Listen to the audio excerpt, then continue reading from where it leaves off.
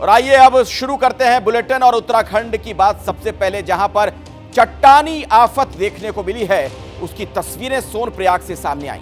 यहां गौरीकुंड से पहले मुनकटिया के पास लैंडस्लाइड हुआ और उसके बाद का जो ये मंजर है सोनप्रयाग में सुबह सुबह उसी स्थान पर लैंडस्लाइड हुआ जहां पर हाईवे पूरी तरीके से बह गया है। देखिए तस्वीरें। लैंडस्लाइड के बाद कुछ देर के लिए रेस्क्यू कार्य रोक दिया गया है। हालांकि अभी स्थिति नॉर्मल है, सामान्य वहां पर बताया जा रहा है कि अभी हालात हैं। राहत और बचाव का काम फिर से शुरू किया गया है, लेकिन लगातार ये जिस तरीके से मलबा उधर आता है ये बहुत बड़ी चिंता की बात। ये मुनकटिया के पास लैंडस्लाइड की तस्वीरें हम आपको दिखा रहे हैं। उत्तराखंड में जो सोनप्रयाग जगह है वहीं पर ये सब कुछ हुआ है। लोग थोड़े डरे हुए हैं, सहमे हुए हैं, घबराए हुए हैं। जिस तरीके से कुदरत का क्रोध देखने को मिल रहा है।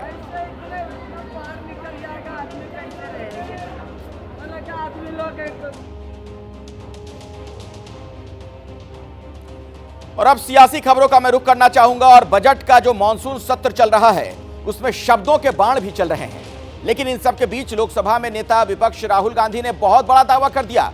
आधी रात को सोशल मीडिया एक्स पर पोस्ट कर राहुल गांधी ने यह दावा किया कि उनके खिलाफ ईडी रेड की प्लानिंग चल रही है, जिसकी जानकारी उन्हें सूत्रों के हवाले से मिली।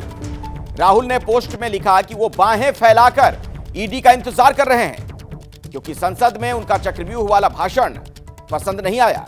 उन्होंने दावा किया है कि ईडी रेड की प्लानिंग चल रही है, जिसकी जानकारी उन्हें ईडी के सूत्रों के हवाले से लगी है और ऐसे में बाहें फैलाकर ईडी का वो इंतजार कर रहे हैं। देखिए एक्स पोस्ट पर राहुल गांधी ने जो लिखा है वो आपके सामने कि बाहें फैलाकर ईडी का इंतजार कर रहा हूं। ये राहुल गांधी ने सोशल मीडिया पर ये बातें लिखी हैं। वो आगे कहते हैं कि जाहिर है इन्हें मेरा चक्रव्यूह वाला भाषण पसंद नहीं आया। तो चूंकि जो भाषण उन्होंने दिया था, कह रहे हैं कि उसकी वजह से मुझसे नाराजगी है और ईडी के सूत्रों ने मुझसे बताया है कि छापेमारी का प्लान बनाया जा रहा है और बाहें फैलाकर मैं ईडी का इंतजार कर रहा हूं। तो देर रात एक्स पोस्ट पर यह बातें लिखी राहुल गांधी ने। सीधे हम आपको लिए चलते हैं मेरे सहयोगी जैनेंद्र के पास। कांग्रेस से जुड़ी खबरें आप तक लगातार पहुंचाते हैं। जैनेंद्र, सोशल मीडिया पर राहुल गांधी का ये जो लिखना है, क्या इसके पीछे का कोई आधार भी नजर आ रहा है? किसी तरीके का प्रमाण भी उन्होंने दिया है? क्या बातें और कही गई हैं? देखिए, निश्चित तौर पर राहुल गांधी जो है वो देश की प्रमुख विपक्षी पार्टी के सबसे बड़े नेता हैं और लोकसभा में नेता विपक्ष हैं। जाहिर सी बात है कि उनकी बातों को बेहद गंभीरता से लिया जाता है और जिस तरीके से आधी रात में उन्होंने ये सोशल मीडिया पर बयान दिया कि उन्हें जानकारी मिली है कि ईडी जो है वो रेड करने की यानी छापा मारने की प्लानिंग कर रही है, जाहिर सी बात है इसको गंभीरता से लेना होगा और ऐसे में देखना होगा कि क्या वाकई में इस तरीके की कोई कार्रवाई होती है, वो भी तब जब लोकसभा चुनाव नतीजों के बाद अखिलेश सबको पता है कि राजनीतिक माहौल जो है वो बदला है, कांग्रेस पहले से मजबूत हुई है और बीजेपी के पास अब अपने दम पर बहुमत नहीं है। मॉनसून सत्र चल रहा है और ऐसे समय में जब राहुल गांधी अपनी बहन प्रियंका गांधी के साथ वायनाड में है, जहां पर की भूस्खलन की वजह से भारी तबाही हुई है, क्या इन सब के बीच ईडी कोई कार्रवाई करेगी? अगर हम राजनीतिक विवेक का इस्तेमाल करें तो लगता तो नहीं है कि माहौल ऐसा है, लेकिन जाहिर सी बात है आधी रात को राहुल गांधी ने अगर ये बात कही है तो उनके पास भी कोई इनपुट होगा। ऐसे में इंतजार करना होगा कि क्या ईडी इस पर कोई आधिकारिक प्रतिक्रिया देती है या वाकई में ईडी के अधिकारी जो हैं वो पहुंचते हैं राहुल गांधी से जुड़े हुए जो ठिकाने, चाहे प्रमुख तौर पर 10 जनपद हो या फिर अन्य जगह हो। क्योंकि अगर हम मामले की बात करें कि मामला क्या है, तो नेशनल हेराल्ड से जुड़ा हुआ जो कथित मनी लॉन्ड्रिंग का मामला है, उस मामले में राहुल गांधी से पूछताछ हो चुकी है। ईडी लंबी पूछताछ कर चुकी है राहुल गांधी से, सोनिया गांधी से भी पूछताछ हो चुकी है, लेकिन तब भी कोई छापा नहीं पड़ा था, कोई जांच पड़ताल जो है वो नहीं की गई थी राहुल गांधी के आवास पर। तो अब लेकिन राहुल गांधी ने ये जो बात कही है, इसके बाद से अब नजरें ईडी की प्रतिक्रिया पर टिक गई हैं कि ईडी क्या कहती है या क्या वाकई में ईडी बिल्कुल सही कह रहे हैं आप जैनेंद्र कि ईडी की तरफ से इस पर क्या स्पष्टीकरण आता है, ये इसका इंतजार रहेगा, चूंकि एक पॉलिटिकल स्टंट भी हो सकता है इस तरीके का बयान। बहुत बहुत शुक्रिया आपका। राहुल गांधी ने अपने पोस्ट में जिस चक्रव्यूह का जिक्र किया था वो आपको बताएंगे, दिखाएंगे, लेकिन गिरिराज सिंह क्या बोल रहे हैं? सदन के बाहर भी भ्रम फैलाने का काम किए हैं। उन्हें चुनौती देता हूं कि वो बताएं कि कौन अधिकारी उनको फोन किया है।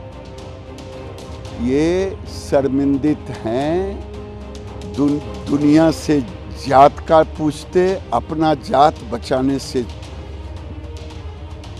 भाग रहे हैं।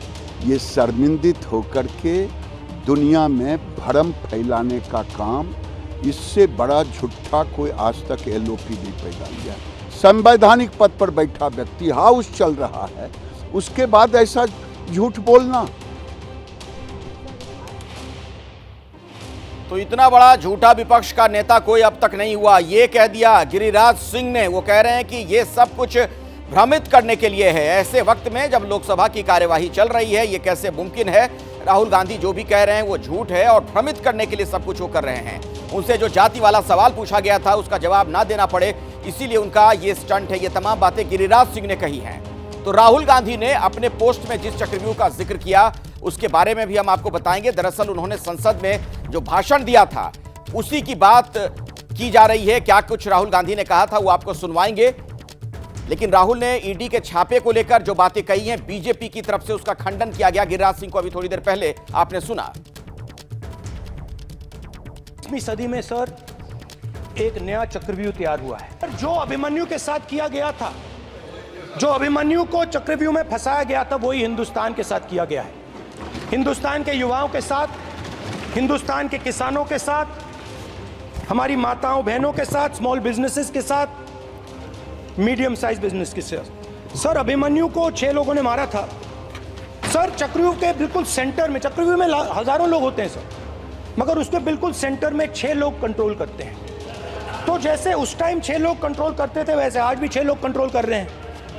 चक्रव्यूह को नरेंद्र मोदी जी, अमित शाह जी, मोहन भगवत जी, अजीत दोवल जी, अंबानी और अदानी जी कंट्रोल कर रहे हैं।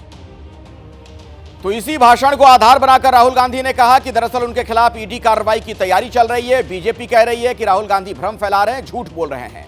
अब अगली खबर, यूपी में नजूल जमीन बिल को लेकर विवाद शुरू हो गया है।